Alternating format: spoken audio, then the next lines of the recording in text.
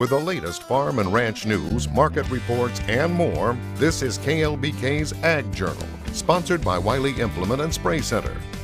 Hello and welcome to this week's Ag Journal. According to a study done by Texas Tech, this region here in West Texas averages about $4 billion in economic throughput. But there was a $3 billion loss due to the weather conditions producers face. But it's a new year, and as cropping season approaches, can things turn around? Harvesting will not start until around April, and Cody Besson says there are a few things that are needed to make sure this year is better than the last.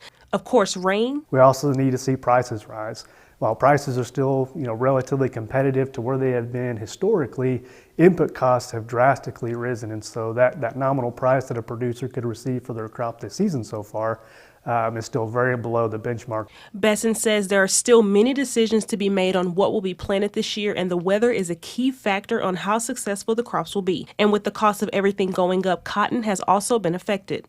Roughly futures are trading anywhere from 75 to 85 cents per pound in a range. And where cost of doing business is at today, that we're right at the kind of the break-even point, if not maybe a little bit below that. As farmers gear up for the cropping season, it's important to secure cash flow with their financial institutions, and with supply chain shortages, obtain seed and fertilizer sooner than later. There's a huge economic footprint in this area, and so when the agriculture industry does very well, the economy does very well, and vice versa. When the ag industry is doing lesser than desirable, then the economy feels that.